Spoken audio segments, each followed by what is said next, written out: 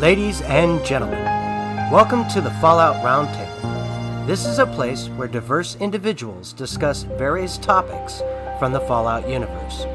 Join us, the conversation has already started.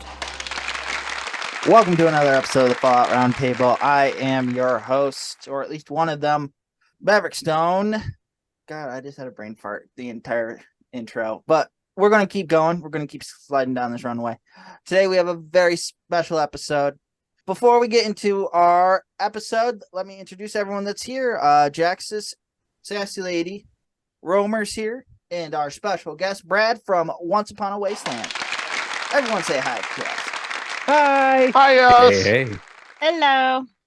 Awesome, guys.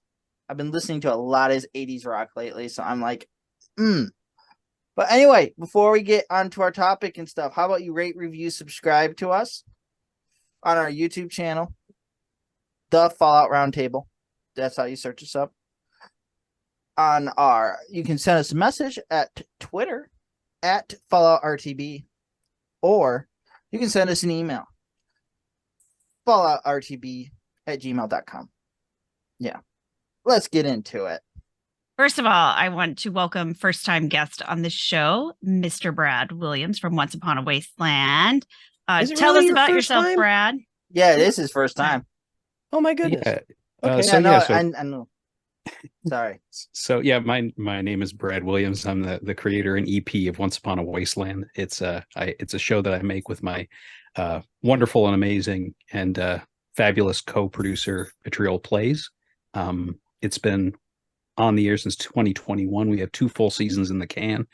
Season 3 has just started production. We have some lines rolling in. We have some scripts written, and a big portion of this season ties into the topic of today's episode, which is why I'm here. So we great times. We have a lot of fun stuff coming on. We'll have a float in the upcoming Bethesda Fallout 76 5th birthday parade. We recorded that last night with Tuniversal, my good friend and fellow veteran of Junkashine runs with Ken.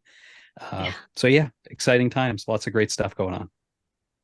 Awesome. So what is your how did you get started in Fallout? I started out in Fallout. The first Fallout game that I played was Fallout 4. I played it at launch on PlayStation. My son liked Fallout. He had played some of the earlier games, so when that came out, I tried it, loved it. It's a Bethesda game. It was a little bit buggy at the start, had some issues here and there, but as Bethesda always does, they righted the ship, released some really fantastic DLC. Played through it, I think 5 times, 5 full playthroughs, just testing different factions, doing different things, exploring all that kind of thing, and I enjoyed it. So Fallout 76 came out, very excited. I'm not an MMORPG fan. It's not something I really do. So I was concerned about that part. That part really turned out not to be an issue. But I played for about a week, maybe 2 weeks, and then stopped. And I didn't come back until after Wastelanders came out because I was so frustrated with the game and how empty it was, how broken it was, how unbalanced it was. Yeah, it was. I just dropped it, and I was like, you know what? Then Wastelanders came out, I gave it another shot. Then, of course, in terms of podcasting, I saw a post on Reddit from a guy named Lawrence who does a show called The Modus Files, who was looking for voice actors. He had already been doing his show for a little bit at that point, but it wasn't really full cast at that point. It was really mostly narration with a couple of voices. So he was expanding it out to full cast. I auditioned for the role of Modus. He liked what I did, so I've been doing that role ever since. Forever. And I've done several other roles in that. I've kind of stepped aside as the go-to person to do every voice, all the extra voices that comes in. Yeah, Chris takes care of that now. He's more suited to that than I am. I don't have the bandwidth to do that now with my show and all the other stuff going on. But yeah, in October 2021 is when we launched our show, and it's taken off. Things have been great. We've won awards. Bethesda's gotten behind us. We partnered with them on some stuff. It's been quite a ride. That is very cool. You have a great show. If you guys haven't listened to Once Upon a Wasteland, you're missing out because it's a really great show with some really great voice talent. It's a really great story. It's very immersive. You can get like lost in it. It's really good stuff. So you should listen to it. Those awards were well deserved. I voted for you. Thank you. I did. Now we have awards for best writing, best show art, which Charo Miami did the show art for season 2, so she's responsible for that. And Darling Mess did the text logo that we used in season 2, which won the award. Best editing and best overall scripted fiction are the categories that we won, and we have a total of 8 awards with just specifically with the Signal Awards now. So yeah, it's the line keeps going up. So as long as we keep doing that, cool. that's a good thing. That is cool. That is definitely very neat to have that. All those lined up, all those shiny toys that you were showing off earlier. I need a bigger shelf. You're going to need a bigger shelf. You're going to need another room. I know. I only have the 2 from last year up now. But V has hers, and she'll be getting some more of those. Because obviously, like I said, she's a co-producer. She's vitally important to everything that we do. She is everything to the show. She is she's my muse. She's my inspiration. There's so much of her in this show, in my writing. So she doesn't just play one of the lead roles. She does have a hand in every aspect of the production. And there's also some I was joking. Letitia hated. I don't think she liked it when I said, but I said she's Fallout royalty. Letitia Lemon, who plays Beth, the lead character, and we have Lucy Middleton, who also plays a lead. She's big in Fallout, Fallout 5.0, of course. One of the most well-respected groups out there. Her and her husband Ray, and we've had a lot of people from the Fallout community appear. But I cast without fear or favor.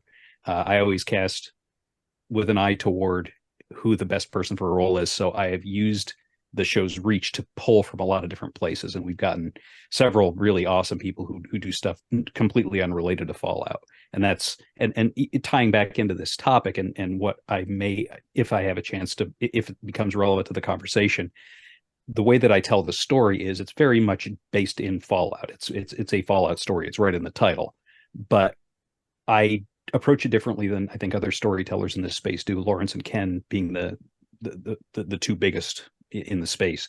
I look at it in the same way that Todd Howard described the way that they're approaching the Fallout TV show, whereas I look at Fallout as a canvas to paint on. They've created this world. Let's operate within that world. Don't contradict anything that's in canon, but explore the possibilities that this universe provides to tell stories. Like I'm personally not interested in retelling stories or diving deeper into stories that have already been told within the game. That's not to say that's wrong or that that's a bad approach. It's been done very well by Kenny and by Lawrence. It's just not something I don't think I'd be good at it, because I'm not interested in doing that. So if you've listened to anybody who's listened to the show knows I take things in a different direction, but in a way that's always, in my opinion, and I think most people's opinion, still very lore friendly. And there's nothing about it that makes people think, well, this isn't Fallout, except the one review we got, but that wasn't because of lore. That was for a different but it's reason. Also set up to where you can actually grab your element of the storytelling and combine it very easily with like what Lawrence is doing, right? As we've seen with certain collaboration elements. So they do have a blending element. Well, it's like you said. I mean, you don't conflict with the actual story. It's there. You can refer to it because it's a thing that happened in the game. You just don't, like you said, you're not retelling that story. It's just like, it's out there. You're just doing your own thing. And I think that's cool. And I think the way that I like to look at it is like, I think The Mandalorian is something that did this really well, where there were all of these things that were referred to in Star Wars lore. And I'm a Star Wars fan. I'm not a super hardcore fan. Like, I've seen all of the films, but I never watched Rebels, or I never watched Clone Wars, and I never read any of the EU stuff. None of that stuff. But I watched The Mandalorian, and even though I knew there were references to things that were from those worlds, it didn't take away from my enjoyment of it. So that's kind of the model that I worked with. And I've gotten a lot of feedback from people who said, I've had people say, I didn't know, I guess they didn't look at the title, I didn't know that this was based on an existing IP. Like, I didn't know this was about something else. I thought this was a completely from like whole original story. Concept. So and that's what I want. I wanted to do something that was accessible to everybody, and it's not just Fallout people. Right. It's a tough balance, because you don't want to piss off Fallout fans and have them be like, well, this is not Fallout.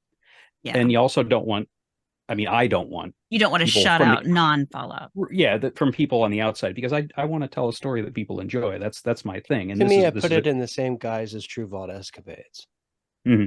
Because of how far off. I mean, even though they do mention vaults and things like that, his style of doing his storytelling style is very detached from the whole Fallout. Yeah, and he just kind of does his own thing too. Yeah, he just his own story. And actually, that's a good analog, because what he's doing is he's telling a noir detective story in the world of Fallout. He's not telling necessarily so much a Fallout story that is a noir detective story. So it's sort of which direction you approach from. And I think I approach from a similar direction that Preston does. And obviously Preston's amazing. He does fantastic work. Well, he's got probably the most experience of everybody when it he's comes been at to it for a utilizing long time. it. He's been doing it for over 16 years. So he's been at it. He's been doing it for a while. Yeah. He was the first one that I knew of, and when I first discovered him, I was like, "Oh my gosh, this is so great!" And Ken, of course, Ken did the first Fallout 76 podcast, and also Ken, I think, I shouldn't even say I think, I know. I mean, this is I don't think this is a subject of debate. He's the guy that really got Fallout Story podcast and sort of into the mainstream of the Fallout community. He was my first introduction into it, and like I said multiple times, he's the reason I got back into being in media at all, and then Lawrence is the one that got me back into voice acting, and that's how I got introduced to you. Yeah, and Lawrence has said, I mean, Lawrence has told this story, and he tells it better than I do, obviously, because it's his story. But the whole reason that Modus Files exists is because Ken encouraged him to, because he had it written down as like a novel, a novel form. He was trying to find a novel way, but he was also trying to avoid any kind of copyright problems and things like that. Yeah, and also publishing a novel is it's difficult and it's a pain in the butt. Ken was like, why don't you do it as a podcast? And he didn't, and the rest has been history. Yeah. The one thing that kind of gives me joy about it is, like I said, people have come to me and said, hey, I didn't know this was a Fallout thing. I've also had people say that our show is the only, some say it's the only Fallout show that they're aware of. Like they didn't know that there were other shows, which is crazy to me, because Ken has such a high profile, and obviously he has 700,000-800,000 downloads now. Maybe I haven't looked recently. Last time I looked, it was like 600, so it's probably 700 or 800 now. But the external recognition we've gotten with stuff like the Signal Awards, different film festivals, other things, and the adoption that we've gotten outside of the Fallout world is cool, because and I think maybe that's one of the things, I don't know, because I haven't talked to him about it, but I wonder if that's one of the things that makes Bethesda feel that I'm a good partner for them, because I'm able to sort of evangelize the world of Fallout in an organic way that isn't. That's kind of it's a tough thing to pull off, because you really do have to kind of toe that line in a way, in the way that they're trying to do with the Fallout TV show. And we've all seen adaptations of video games that verge too far in one direction or the other, and they fall flat. Yeah, well, and we've seen the fan films. I mean, there's the fan films that were created before, and some of them are pretty spot on. I can't remember the names of them off the top of my head right now, but Nuka Break was the one that really stayed really with the the feeling of the game itself. But there's so many that went like far into departure land that it didn't even feel like the same thing. But so what we're going to do real quick, folks, I'm sorry to jump in. I got to be the producer Nazi for a moment. We got to stop for a moment. We're going to take a quick break. And when we come back, we're going to actually get into the topic of today, which is the Dunwich horror. Or is it Dunwich horror or Dunwich mystery? I mean, it's the whole mythos behind the whole thing, right? Yeah, the tie-in of right. Fallout. So we'll be right back after this message, and then we'll get right into the topic. All right? Ever wanted to be a content creator but had no clue where to begin? Come join me as I sit down with content creators that have already faced the challenges you're up against, as they discuss the tips and tricks that help them be successful. Here on The Content Creator's Guide, available wherever podcasts can be found. Welcome back. Hey, how you doing? What's up? All right. Welcome back. So we're going to get into this Dunwich horror stuff, which I'm a novice here, guys. So I've got questions because I've like looked into it. Sassy sent me a video and I was watching it. I played the games. So I've kind of bumped into this Dunwich universe a little bit, but I'm still kind of lost in the mud here. So I'm going to turn things back over to Sassy and let her kind of educate us here on what the hell this is all about. Well, that's not so much. So it's I don't know what creepy, we were dude. talking What about I've been in seeing is chat. creepy. It is. Yeah. I don't know what we were talking about in chat one day, but Brad just pops off and says, "Oh, the whole tie-in, the Dunwich horror and the Lovecraftian stuff with Fallout." And I'm like, yeah, there is a lot. And then I didn't even realize how much until I watched that video. If you guys are wondering, Epic Nate does a video on YouTube. He did one a couple months back, and he talks about, trying to remember the title of the video. I got He it right talks here. about It's called Fallout's all Dunwich tie-in. Mystery Keeps Getting Weirder. Yeah, because he talked about the tie-ins from Fallout 3, Fallout 4, the DLCs, 76. And I think he even referred to, I think it was like there was some reference in Fallout 1 or the actual just Fallout game. I believe. So just different things like that. So if you're a big Lovecraftian fan, the Cthulhu stuff, this might be like right up your alley, and you probably have already seen a lot of these overlaps and things. But apparently the Bethesda devs are also Lovecraftian fans, because there's a lot of this stuff kind of just buried and tucked in here and there in the game that several of the games that you'll find here and there. Well, it's when I first heard the term Cthulhu, like I never really understood what that was. I still don't really understand what it is, but I understand that H.P. Lovecraft has got a lot to do with whatever that is.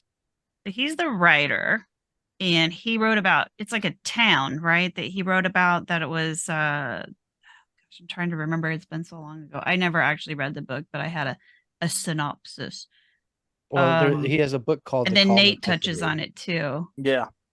So it's like a town in Massachusetts, right? Do you know? Yep. Did you read the book, Brad? Do you know more about it? It's been a very long time since I was into it for a few years when I was in college, I think, and I read everything then. But my knowledge has escaped my sieve-like brain for a lot of this stuff. We're getting to that age, right? Oh, I've been at that age for a while. I hit that. I peaked there early. My tech calls it halfheimers, because you don't have Alzheimer's, you have halfheimers, and you know that you're losing your mind, so it's sad. Yeah, so from what I remember from the overview that I got from the video, there's a little town in Massachusetts, and I'm probably going to screw this up because I'm probably like mixing things up and making them up in my head now, but I believe there were these people that had a barn, and they kept building their barn bigger, and people around them wondered why they were building the barn bigger, because their cattle herd was not getting bigger. In fact, they were slightly disappearing. Like, it was shrinking a bit. And it came to find out that, weird things were happening in their family too, but come to find out that they were raising a child who was abnormally large. Like, that's why the barn kept getting bigger. Of one of these, what are they? Elder gods. Elder gods, thank you. See, maybe Romer knows. Speak up, boy. Romer is all about, I'm like neck deep in Delta Green, if you know what that's about. So yeah, it's all tell about, us about it. Well, I mean, think of Delta Green it's a tabletop RPG that is it's like X-Files, but it delves into the Cthulhu mythos type stuff, the elder gods, the unknowable horrors and stuff like that. But and now I'm getting things mixed up in my brain too. we're all that age.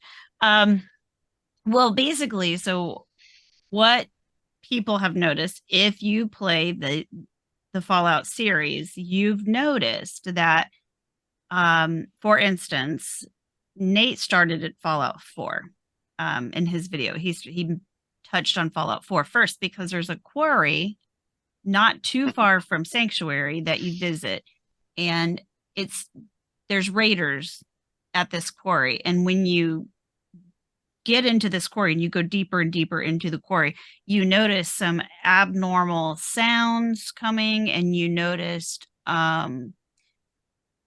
like there's seismic activity that sounds like footsteps or something, and you hear things, and you notice that the raiders, as you get towards the bottom of this quarry, that they seem to be acting a little off. And if you go all the way to the bottom, you find where they're digging out this piece of a statue, and you can see this eye staring back at you. And and I believe it's owned by the Dunwich, or is it Dunwich? Yeah, Borers? Dunwich Borers, yeah. Yeah, owns the quarry.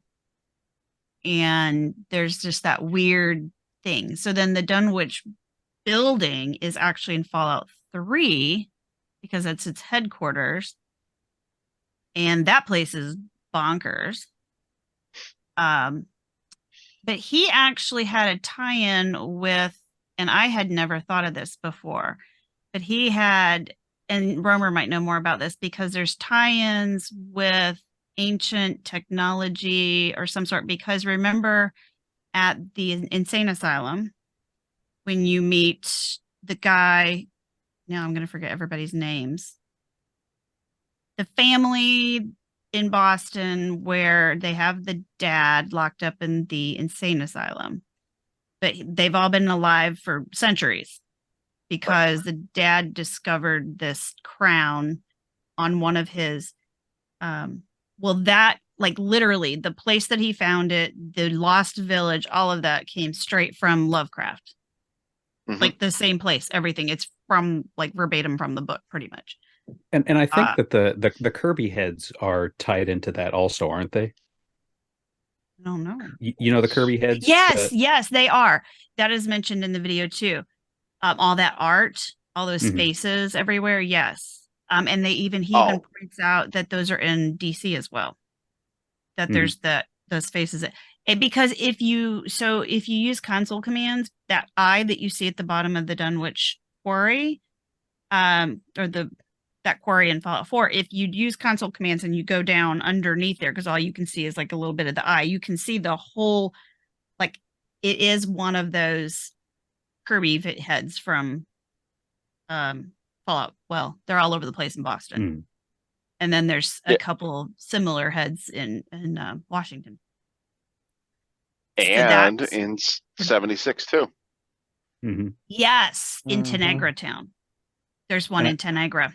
And I would like to note for the record that although the lead character in my story is named Beth Kirby, it is not related. Now that would have been hilarious if you had thought of that ahead of time. I know. You were like, this is all going to come out later. I'm not that clever. That would have been great. Like, yes, I was thinking it was, I knew season 3 is. So real quick side note, I did a stream with Kenny where we did a quick improv fiction thing, and we had to come up with a story and tell the story, yada yada. So I built Underground like I always do, and I built my story. I start telling my story, and right when I hit the climax, I got disconnected. Oh my god! So we were doing the audio on Discord, and I didn't get disconnected from Discord. And everybody's like, "Oh my god, that's so awesome, man! You disconnected, and it dumped the camp out, and everybody was under the map, so they fell through the map into the abyss. It was awesome." Holy cow! Yeah. I was like, "No, I didn't do that on purpose." Like, why did you say that? You should have just lied and said you did it on purpose. It was great. I know. Yeah, I know. I'm dumb. I'm totally meant to do that. Yeah. that would have been wild. You know what amazes me is how often fictional writers end up creating a mythos that ends up almost religion based. Yes. No, it is really weird if you think about it. Yes. I mean, because you got L. Ron Hubbard with Scientology and things like that. L. Ron Hubbard did that as a tax dodge, though. That was the original reason. I mean, but look what it turned. My point is, look what it turned into. Yeah, but he specifically sought out to create a religion, though. So that was part of the end goal. And Lovecraft himself, if somebody says that they're a fan of the Lovecraft mythos, I think that's cool. If somebody says they're a fan of Lovecraft himself, I will turn 180 degrees and walk away, because that is probably not a person that I want to. he's a lot worse than creepy. Well, he's the creator of the Necronomicon, which is and if you dig deep into what that book is, I mean, that's full on witchcrafty kind of stuff that is hidden within it. Well, all this and stuff, then there's personal things with him too. So yeah, that's kind of what I'm getting. I think the word problematic may have been invented for H.P. Lovecraft. Well, I've been sitting here like reading on him. Yeah, he's a weird dude and into some strange things. Well, yeah, I mean, anybody who comes up with these I'm a kinds weird of dude, stories. I mean, creative people aren't always what you would call quote normal. Absolutely not. Yeah, but Stephen King ain't even on this level, man. Yeah, and he writes. This guy writes his dreams, and so like, this guy writes what's really in his head. Yeah, and some people, we don't want to know what's in your head. I mean, trust me, there are drugs for that. We don't want to know what's in your head. I mean, John Carpenter seems pretty cool. Yeah, well, as on the surface. No, I think he plays Fallout 76. He can't be all bad. It's true. Doesn't Vanilla Ice also play Fallout 76? Does he? What are you trying to say? We all thought he was great. Yeah. Anyway, back to the subject. So I love how Nate found way more, because I knew about Dunwich Horror. Well, we always call it Dunwich Horror. Dunwich Borer. That's where the name came from. Yeah. From the Dunwich Horror. That's right. Yeah. Because that's in the book. Right. So I knew about the quarry. I knew about the building. I knew about the black halls. What is it?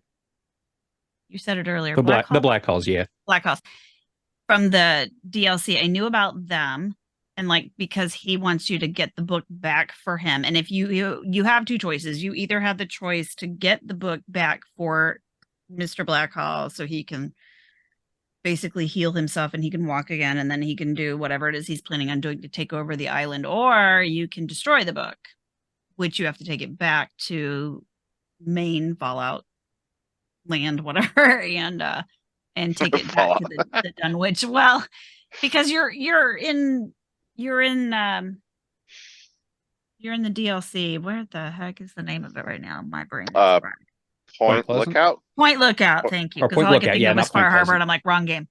Yeah, so you're in Point Lookout. Pleasant is where the Mothman stuff is. Yeah, and then there's the Mothman stuff. So there's actually references to all this stuff in some of the notes or holotapes or whatever from the Mothman stuff. I think at the core of this is one of the really great things about what Lovecraft created here is that, like you said, he sort of wrote his dreams. So when you read his stuff or when you explore the lore that he created, it really is kind of like running around inside your own brain while you're dreaming. And it's such a trippy experience if you let yourself really get into it and just kind of let it wash over you. And what that also does is it allows you to take that and to adapt it into other things. So we've seen all of this, this eldritch horror kind of stuff adapted into so many things, not just into Fallout, but into whether it's the prime, there have been films made of the Dunwich Horror, of the actual story itself. But beyond that, you can take the existing lore and adapt it into a story. You can create your own lore that's based upon the sort of the general cosmic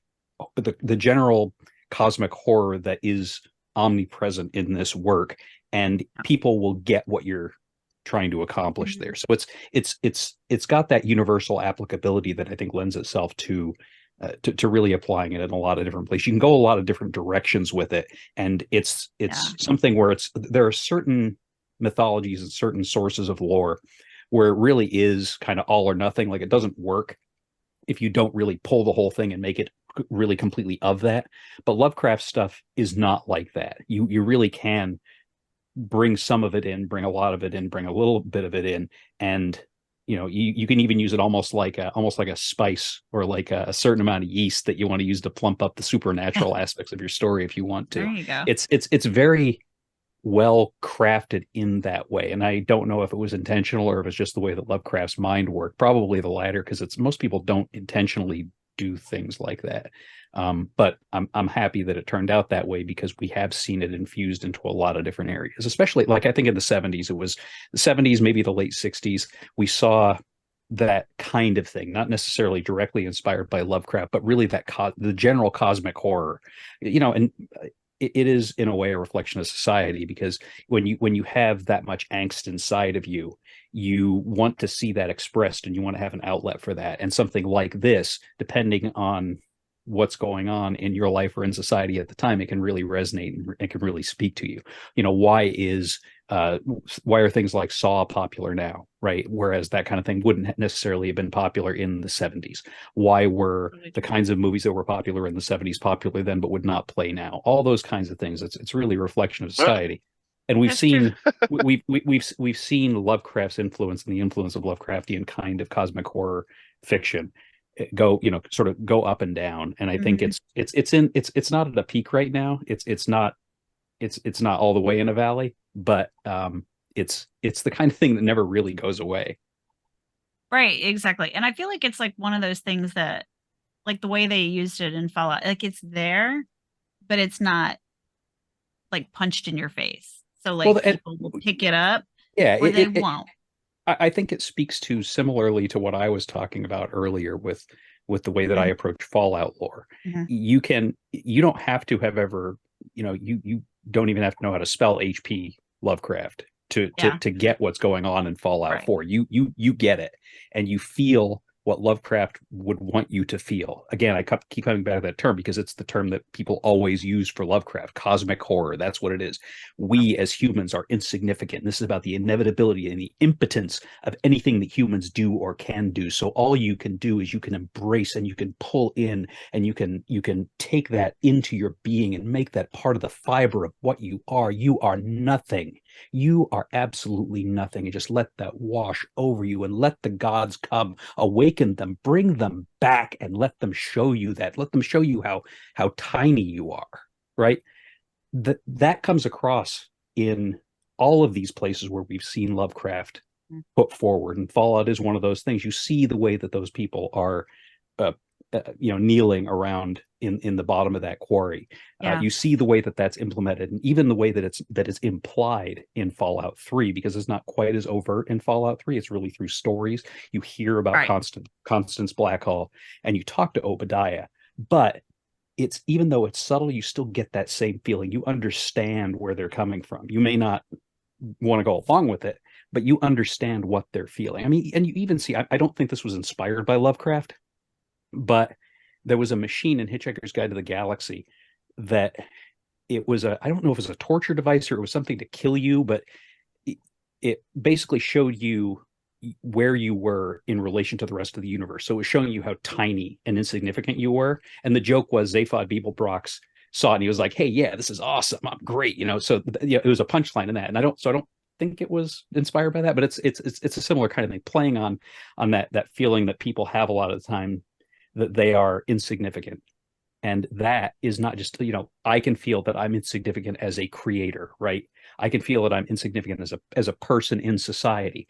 But what Lovecraft was doing was much bigger than that. He's saying that not just I and not just you, but we as humans, and everything that we do and everything that we have done over the course of tens of thousands of years is absolutely meaningless in the cosmic sense.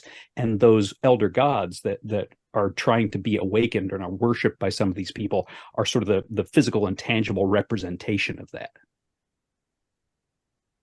Almost biblical. Yeah, what he said.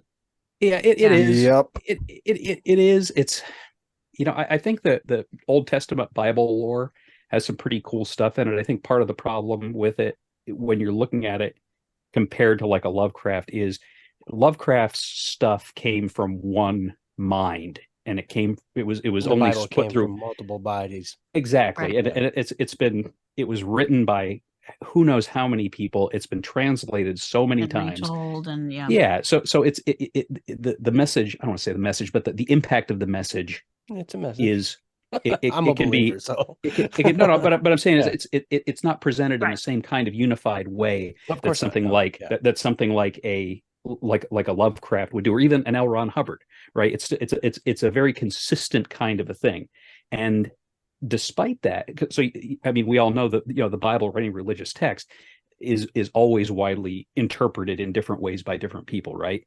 Well, it's meant to be.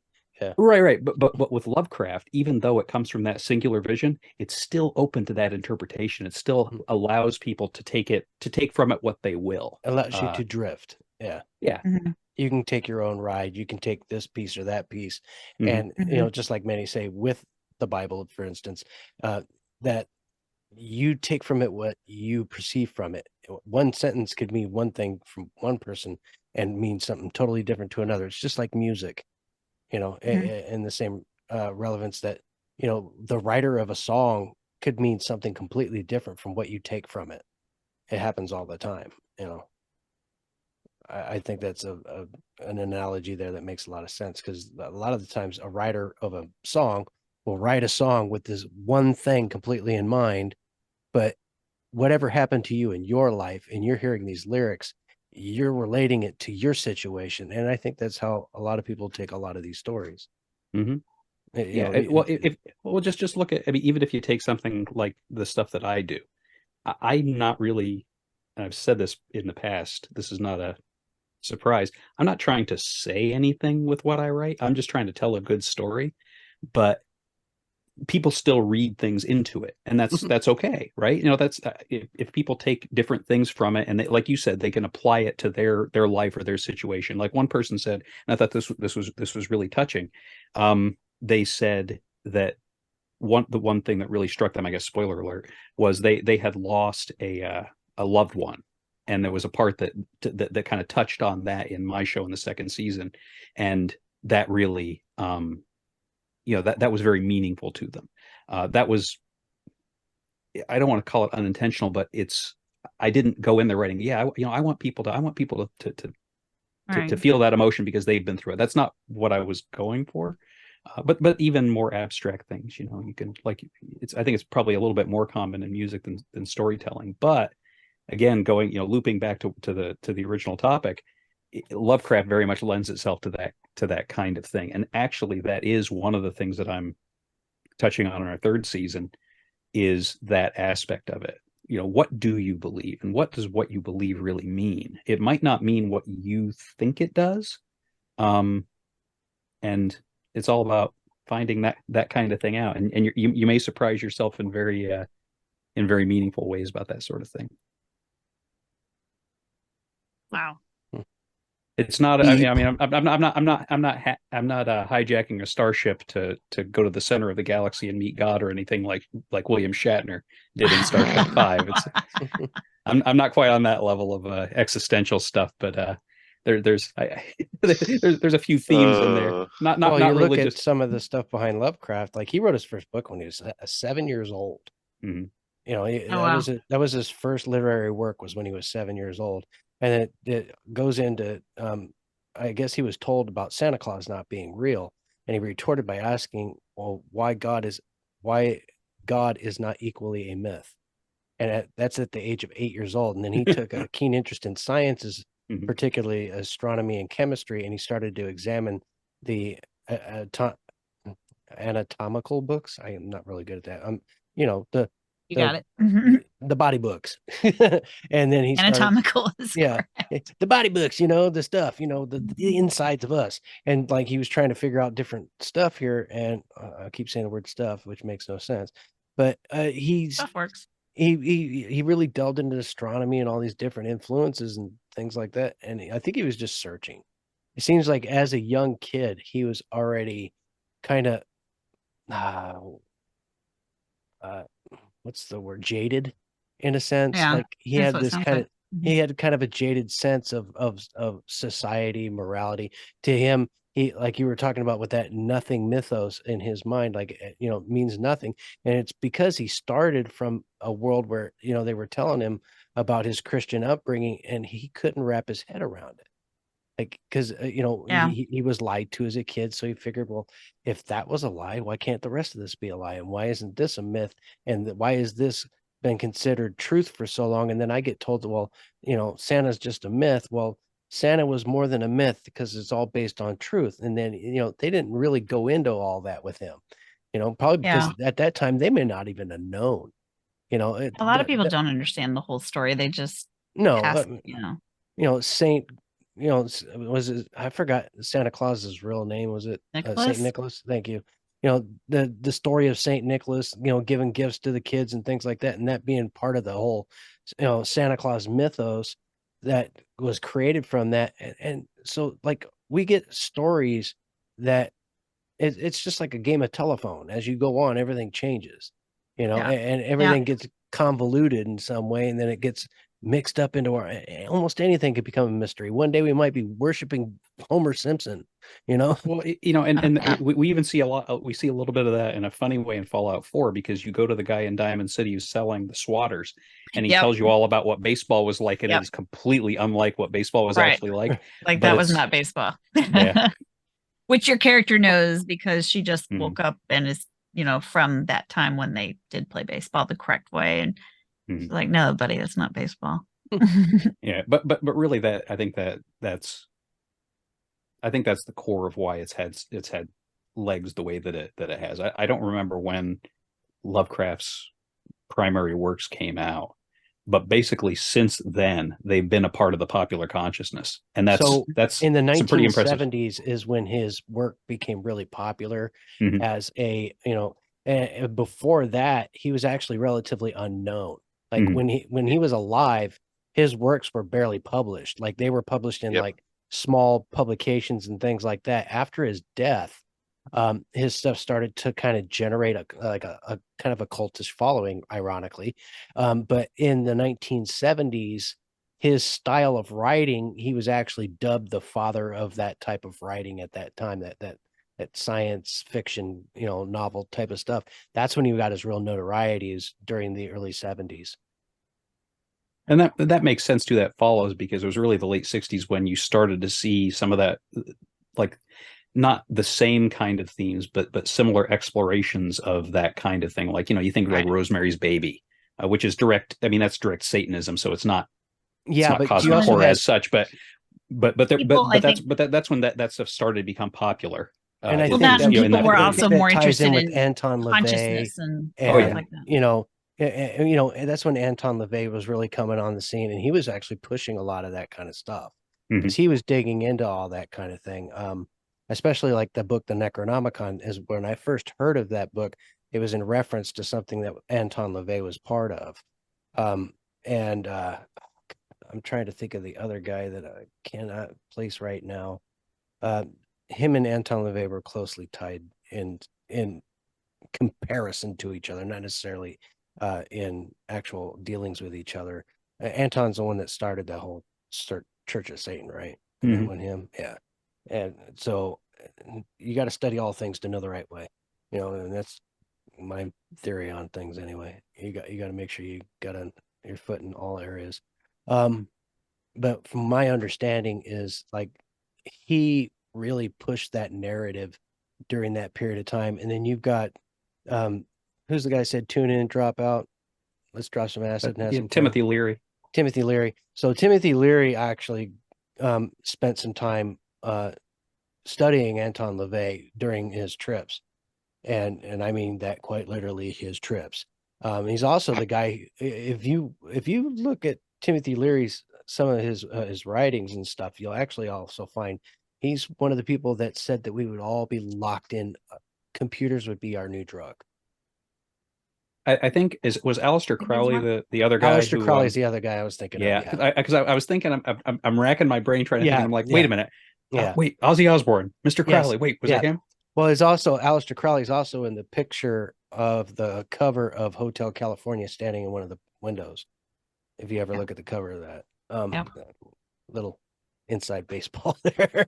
But I just play that when I go into Guitar Center. I don't look at the album. No, it's a running joke. You're not supposed to play Hotel California when you go. No, you don't play that anywhere, or Stairway to Heaven.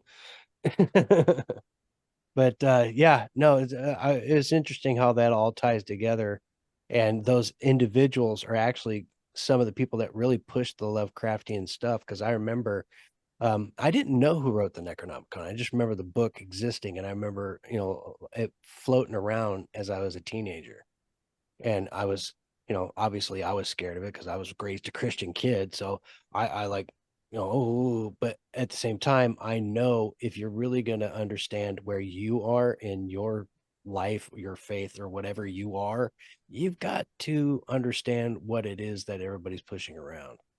At least that's the way I've always looked at it. Knowledge is power, no matter where it comes from, and you have to be strong enough to know which direction to go. I don't know how I got there. Anyway. I'm just looking at this guy's wiki page. Well, yeah, so I get a little on edge when I start talking about Aleister Crowley and Anton LaVey and stuff like that. So I'm like, those guys are bad. To tie it back in, I mentioned that I'm working on Lovecraft stuff for my third season.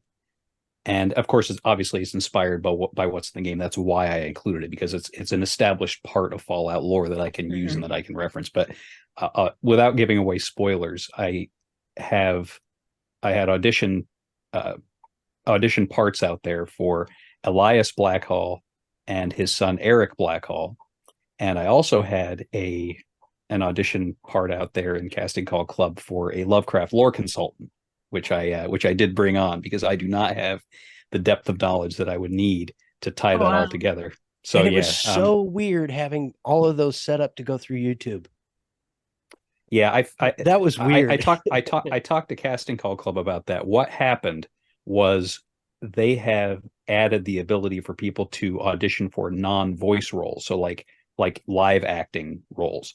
So they now have actor and voice actor. I did not know that was a thing. So when I went through and created all those auditions, I hit actor. So as a result, it doesn't allow you to upload sound files like you do for voice actor. It only allows you to drop in links. It did create a different element for me because I was, instead of being able to like take it and sit there and edit it down like I normally would and clean all, to where it was where I felt really comfortable, I had to kind of like flip the switch and go. It gives you an idea kind of how well you are at kind of just, letting it roll. Because I was watching some of the other guys and out of the box. Yeah, well, it's not something I don't do a lot of improv or anything like that. I guess I'm glad I didn't have time to because I wanted to audition and I ran out of time because work's just be surprised because it gives you an insight about yourself.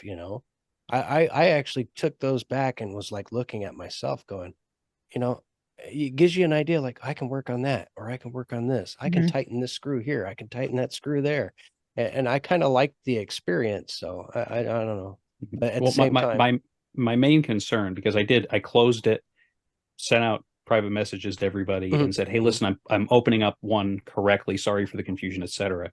My concern was that was going to kill the number of auditions that I was going to get. It might have, because it was intimidating at first. We had 165 total auditions.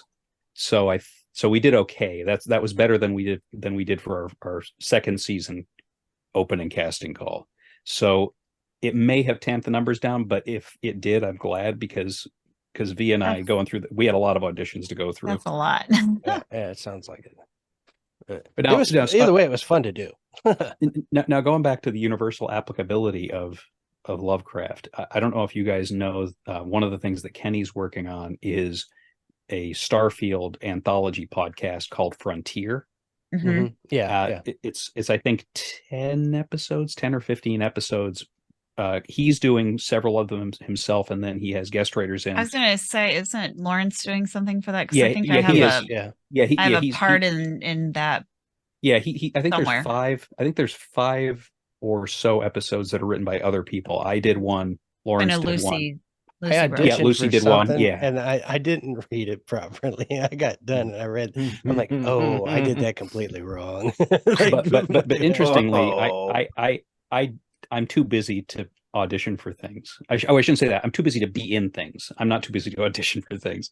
I'm too busy to be in things. Busy to follow up and actually do the things. I still can't resist auditioning for certain things, and I did audition for a couple things in one of the other people's episodes. You did the robot voice, because we were both going for that same role. Yeah, I don't cast myself in things. I don't believe in doing that. I don't either. Yeah, but I did play the robot, but the story, I won't give too much away, but this is very much a Lovecraft based episode that this other writer wrote that I'm in, and my character and AI, because I feel typecast, I always play AIs, gets overtaken by this cosmic entity, and I get to do this whole like soupy Lovecraft thing, like these monologues, and they were, some of them were a lot of fun. Like, yeah, it was a solid experience. Wow. I got to use my Lovecraft voice, and oh, you know nothing of what you are because you are nothing. You know, that kind of thing. So it's fun to really just kind of chew the scenery when you do that kind of thing. Fun to listen to. Chewing the fat. Mm. I would kill you, but you are not worth the time or the effort. Those aren't lines. His lines are much better than that.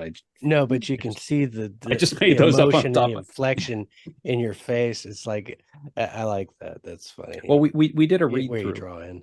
We did a read through, and the read through that we did was on Discord with video. So that was pretty good. I know Lucy likes to do those. Yeah, I for my show I kind of can't. It's really too hard to get everybody together at the same time to do those. Although for the episode that I wrote of the Starfield thing, V got together with Eric, who plays Bones in Once Upon a Wasteland. He has a role in my episode. They got together separately and ran lines together so that they could, so that mostly so Eric could get a feel for it. And I would feel kind of embarrassed sometimes because my memory is terrible. So like there'd be times where I'd be like starting to do a line and I'd be like, oh, it just left my brain. And my thing is when I'm recording, if I like stumble over my words and flub, then I just start ad-libbing and I'm like, blah, blah, blah, blah, blah, and then I'm just like, turn it off. And then I gotta start all over. But I should do a blooper reel sometime because I do some crazy stuff. Yeah, that was one thing. That was a that V suggested for this season is maybe a Patreon benefit for people to save their outtakes and do them together. I don't have outtakes really, not because I don't make mistakes, because I do. I make lots of mistakes when I record, but I usually just curse at myself under my breath and then delete the clip. Like that's what I do. Yeah, they're not interesting. Now I'm just like when I was doing TV, there was this one thing, and this was back in the 90s, so it was a green screen thing and we couldn't cut. It was a scene where I was a wrestling announcer, and the way that it was supposed to work was I was out of the frame under the camera. I was on my stomach, and I was supposed to pop up into frame and start my wrestling announcer spiel. It was a pretty long scene, and somebody kept messing up. It wasn't always the same person. There were 4 of us or 5 of us in the scene, and one of us would mess up every single time. And we watched it back after editing was done, and we were all dying because you could see me getting up more and more slowly every time. Because here we go again. All right. And the one, it was like on take 13, I think, that I flubbed it. And I looked so defeated. I was just like, oh. Now we have to do it again. Like I've done this to myself. Oh man. But no, but it really does speak to the universality of those themes and how easy it is to apply it to different things. Like nobody in that episode, nobody says anything about Lovecraft. Nobody says anything about Cthulhu. Mm-hmm. There is Nyarlathotep. You almost don't need to, called out. Well, yeah, that's the point. You really don't need to, because it is so universally understood. And I mean, really, I think the themes could have been potentially universally understood even before Lovecraft. He was just the guy who had the vision and the genius to get it out there in a form that eventually people found and that it resonated with. Yeah. I mean, there's no mention of it in any of the Fallout games. You just have that feeling, you're in the Dunwich building and you hear whispers and you see flashes of things from the past and you see visions, and that whole feeling of fear and anxiety and aloneness just is like gnawing at you when you're in that building. It creeped me out, and I don't get creeped out by that kind of stuff, but just like the there's all of that going on around you. Like I couldn't get out of that place fast enough. I was like, I almost didn't finish that building because I was like, I don't want to keep going on in this. But you just have to, because you have to find out like what happened to this guy and his dad.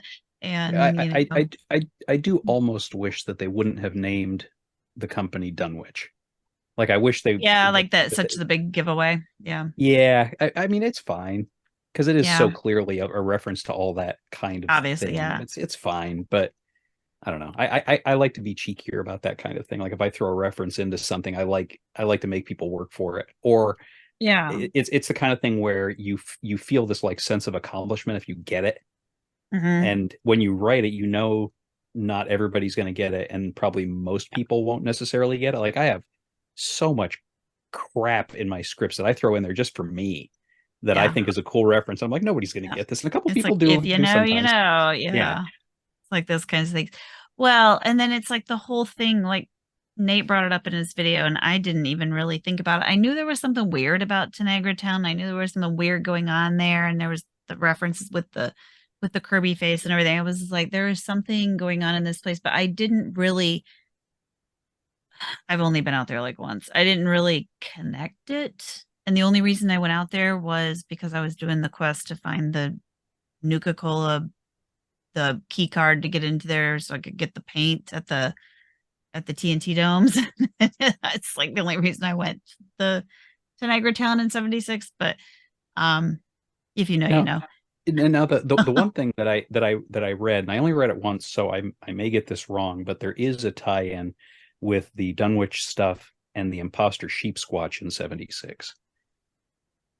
What the way I remember it is, let's see if I get so the Bish natural gas company. I'm gonna have to look it up, but the Bish natural gas company had some tie-in with the imposter sheep squatch, and the people that gave that company the natural gas license for natural gas drilling in Appalachia was the Dunwich company. That makes sense. I think that's what it was, but there was a direct tie-in. But I don't know if it's. Again, I'll have to look at the wiki again to see if it's like explicit, like if it's in a terminal entry, or but there's no follow-up to it. Like it's not like the imposter sheep squatch is Lovecraftian in any way. It's a machine that was programmed incorrectly, and it did not love its creator tenderly, and well, maybe it did a little too tenderly.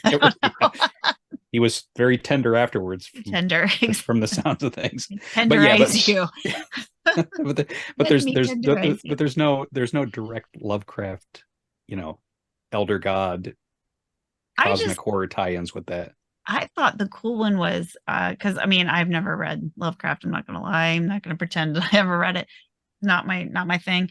The tie-in with the why can't I think of his name? The dude that was in the asylum, the explorer. Yeah, I know. I know exactly. Yeah, why Lorenzo was the father. Lorenzo Cabot. And Cabot. So Cabbage. Yeah, but he finds this headdress or whatever, and he puts it on, and when he puts it on, like all these crazy things happen to him. Starts seeing visions and stuff. Yeah, and he goes a little crazy, so that's why the sun locks him up. But he lives like forever, and the family finds out that if they just do a little tappy tap on the vein, they take his blood, and they too can live forever. So they keep him locked up because he's killing people. And then your character has to decide whether to let him out, where he wreaks havoc, but you can live forever because he'll give you his serum or whatever, or you help the sun put him down, which means eventually they will die because they'll age because they don't have their access to that. But that's all related too, because that's related to in the book where they talk about a lost colony and there's artifacts and things like that. I didn't realize that was all related until Nate pointed it out in his video, and I thought that was pretty wild because I just thought that was a separate story. I didn't realize that was more Lovecraftian stuff. Mm-hmm. Well, but and the art Lorenzo's artifact was also, I think, probably, if I had to point at one thing that gave me the idea for the stuff that I'm doing this season, that was probably it. Just the existence of those artifacts and their indeterminate powers, and then I tied that in with some other stuff that I'm interested in. The other lore consultant that I brought in for this season for completely unrelated to Lovecraft stuff, who's been keeping me very honest. Wow, that's and also, wild. But also providing a lot of pronunciation help today in the Discord for me. Oh, wow. Well, and I think that's where the so I think something with the Lorenzo thing was the tie was where those Kirby heads came from. And I'm like, well, if he's been living for a long time, I guess maybe he had some influence over the decor of, maybe, I don't know, because how long I can't even remember how long he was supposed to have been living since he found his artifact. Was it a couple hundred years or something? Yeah, it was a while. I just looked it up a couple of months ago because I looked at that for research, and I don't remember how long they'd been around for a bit. I don't remember exactly how long it was, but I feel like it was centuries. I could be wrong. Somebody's probably like, no, dummy, it was this, but I don't remember. Well, actually, it was 432 years and 35 minutes. Sorry. I said centuries, right? Minutes. If you realize in the Fallout Extended Universe book that was written and never actually published. Yeah. Well, if you read the Fallout Bible, it's not canon. If you read the Fallout Bible, page number, but they didn't 18, do a Fallout Bible for 70. Well, for 4, it wasn't Fallout Bible. Was it yes. pre-4? Yes, oh. It was 4. I don't have a Fallout Bible, so I don't know. Don't know. Never looked at one. That dude's whole family was weird. Like the Cabots? Lovecraft. Oh, Lovecraft. yeah, like the Cabots were weird too, though. I read up more on Lovecraft than I did anything else, just because I wanted to understand the mindset of the guy. That's behind all of this. That was a and cool it's take. Like, his dad ended up in an insane asylum. He died in the insane asylum. And then his mother later on ended up losing her marbles, and the whole family was like afflicted with one sickness, mental illness, along with some of them tied to syphilis. They think that that's what made them actually kind of lose their minds, was ending up with syphilis or other diseases and things like that. As I was going through, it's like each member of his family, even his sister, like he ended up, like his mom tried to stop him. He wanted to be a soldier at some point, and he was trying to get into World War I. And his family stopped him. His mother stopped him by, I don't remember what they said exactly. It was something in regards to, she had a lot of pull. She had a lot of pull with, like, she was kind of high society kind of stuff, because their family had a lot of money at one point. Daddy made a lot of money before he went nuts. And then, so she stopped him with her influence. And then later on, she ended up getting committed as well. And then she died with her, the same place her husband did. This butcher, what's it called? They've got a reference to it, right? Come on, scroll back up. Is Butcher House or something like that? That doesn't sound like someplace I would want to go to. I think it was Bolter House. Okay, that sounds a little less intimidating. I wouldn't want to go to a place called Butcher House. Yeah, it's called Bolter Hospital. Butcher House. It's in Providence, New York. At the same time. That's where they were put it. That's where they ended up showing up. So on the father's death certificate, it says General Parisius.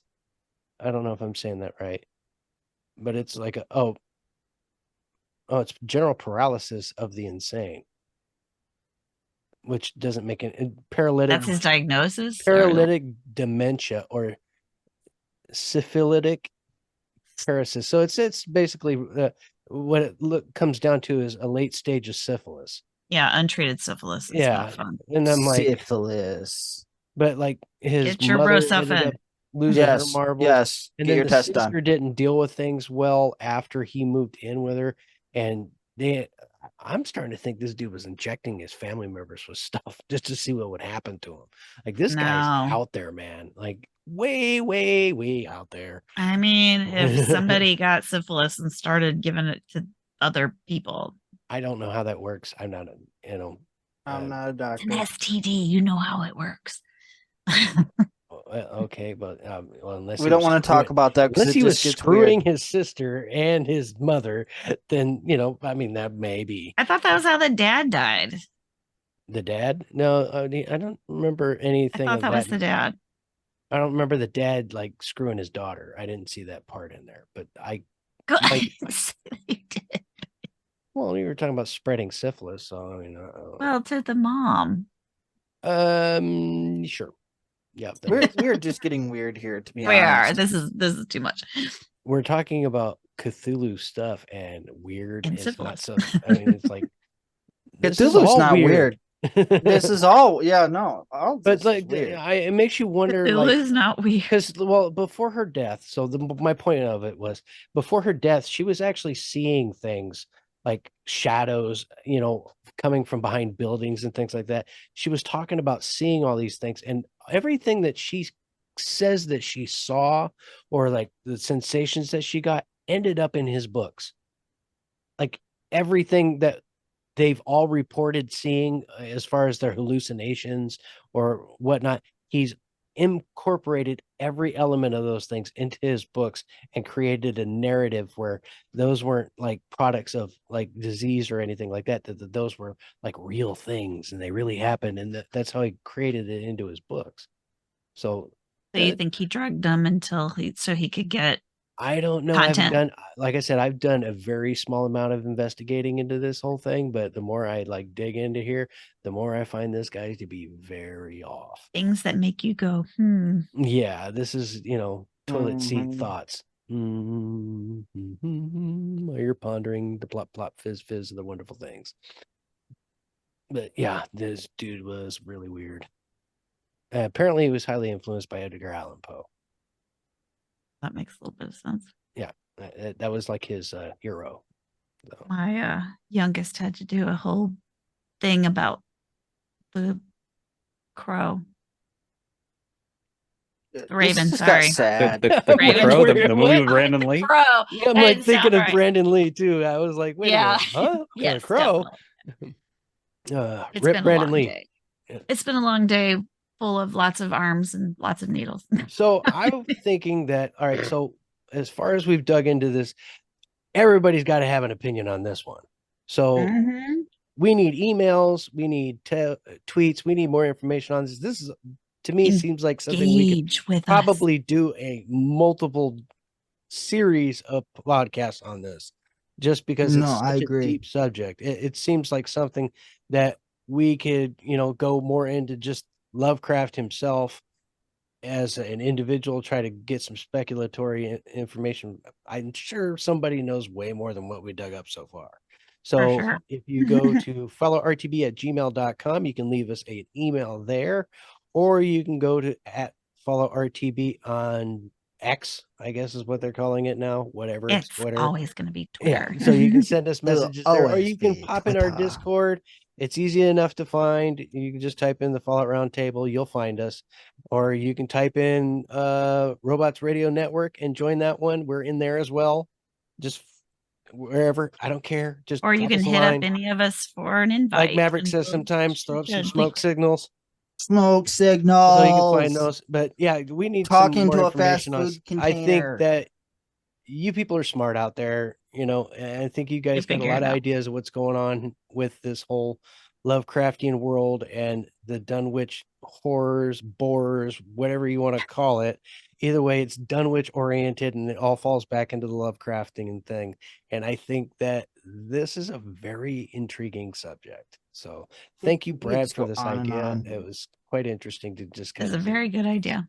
Yeah. And if anybody wants to check out our show, our website is onceuponawasteland.com. You can, of course, always email me at brad@onceuponawasteland.com. You can find our show at Twitter at onceupon76pod. You can follow Vitriol, who is our esteemed co-producer and the most awesome person on the planet. You can find her on Twitter at playsvitriol, not at vitriolplays. But we are generally speaking around. You can find us, if you want to listen to the show, you can find us on every popular podcast platform and also several unpopular podcast platforms as well. It's not hard to find us. And we'll be taking part in some of the Fallout 76 5th anniversary celebrations that are coming up, most notably the Fallout 76 anniversary parade. That's something we have a float for. Toon and I recorded the video for that last night. So that will be there, and episode 1 of season 3 is going to be released on November 6th. So that's coming up very soon, and this will be our final season. We're bringing it into the station, and it should be a pretty satisfying conclusion. So since you stole my last question from me, I'm going to add a new one. Do you have any ideas of what you're going to do next? I don't know, man. I might just fade into Bolivian. Yeah, I doubt that. Just walk into the sunset. I doubt that. Right. No, I mean, there's I thought I heard a rumor that you were going to do more, but different. I genuinely don't know. I may just, this may be it. I may go out so in 2003, maybe, I won every fantasy sports league that I was in that year, in every sport. And I have not played fantasy sports since, because I like to go out on top. And a winner. Yeah, exactly. Yeah, so that's the way to go, man. Like, well, maybe it's my later. turn. I've been teasing this wayward tales for so long, and I'm such a lazy writer. Well, the thing is though, this is not a zero-sum game. There's always room for more people doing it. That's the thing. And I very firmly believe that a rising tide lifts all boats. So the popularity of Chad and the popularity of Modus Files has certainly helped the popularity of our show. And I hope the popularity of our show has also done the same for other creators and other things that have happened in the space, whether they are Fallout related shows or whether they're things that I've collaborated with people on and all those guys. Yeah. Even outside of the Fallout universe. I mean, I've worked with a lot of people in a lot of different areas now, and I gotta drop Preston as much as I can, because Preston's a mix sometimes. Well, yeah. I mean, I think probably because his show isn't a 76 show, and that's what we tend to focus on. Yeah. And his is based in it's based off New Vegas. Mainly because he's in that area, Texas and New Vegas, right? And also New Vegas, and we shouldn't forget about machinima people too. Like the Chipmunk Show is a good example of that. Speaking of Chipmunk and all of that, just a quick reminder: coming up on November 11th and 12th, we will all be out at the Pioneer Saloon in Good Springs, Nevada, celebrating the New Vegas event. We will be out there with our bells on. Me and Chip are supposed to be kind of just hanging out together. We're gonna have a little booth. Are you gonna get a bobblehead? No, I'm not going to get a bobblehead, but I will be interviewing people on their experiences there at the event, and I will be vlogging the entire time. Yep, Maverick will be floating around, probably acting like a crazy person. Yes, I will.